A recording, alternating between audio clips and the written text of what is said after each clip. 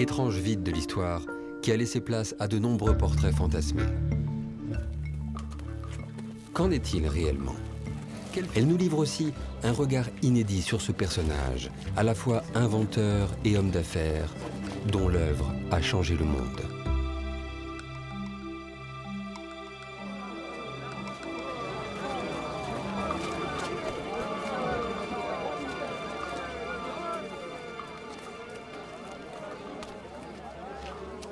Quelles sont les premières traces laissées par Gutenberg sur l'immense territoire du Saint-Empire germanique? Les rares informations que l'on possède sur son enfance le situent à Mayence. La ville, prospère et commerçante, est établie au bord du Rhin. Johannes Gutenberg est né ici autour de l'an 1400. Son père, Friedrich von Gensfleisch, était un patricien qui faisait partie de la classe bourgeoise de Mayence. Le jeune Gutenberg aurait ainsi grandi dans une famille habituée au pouvoir et à l'argent. Une jeunesse plutôt dorée, brutalement interrompue. En 1429, les corporations d'artisans et de commerçants de Mayence se soulèvent et forcent les familles dirigeantes à l'exil.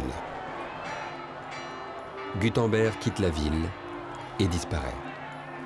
Sans doute s'est-il réfugié quelque part à l'abri du chaos qui caractérise alors le Saint-Empire germanique.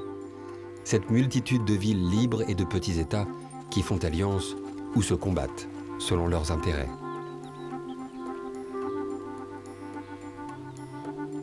Cinq ans plus tard, Gutenberg réapparaît à Strasbourg. Cette fois, sa trace est précise, tangible, issue des archives judiciaires de la ville. Ce qui est intéressant dans cette opération et le personnage à ce moment-là, c'est que on pourrait s'attendre au fond à ce qu'il reste le fils de son père. Tel n'est pas le cas. C'est-à-dire que Gutenberg, ici, depuis Strasbourg, a l'idée de profiter des flux. La circulation de produits, circulation de capitaux, circulation des marchands et circulation des pèlerins ou des croyants. Il sent bien qu'au XVe siècle, il y a de l'argent à faire et sûrement des choses nouvelles à développer.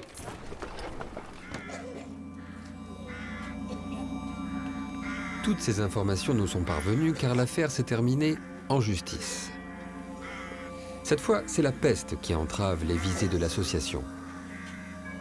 Un siècle après avoir déjà frappé la ville, elle fait son retour à Strasbourg et emporte Andreas Driesen.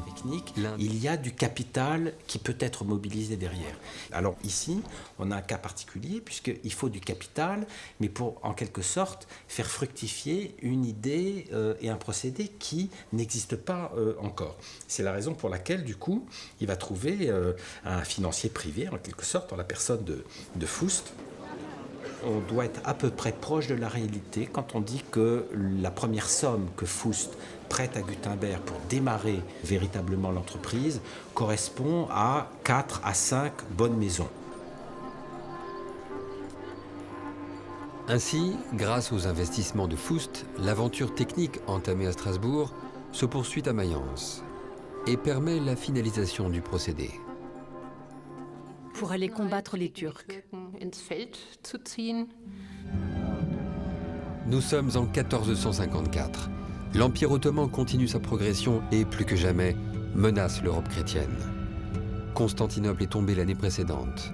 Venise pourrait subir le même sort. Face à ce danger, l'Église veut diffuser largement un document qui prépare la chrétienté au combat.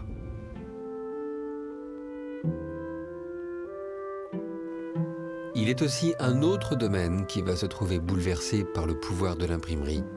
C'est celui de la religion. C'è ovviamente uno strettissimo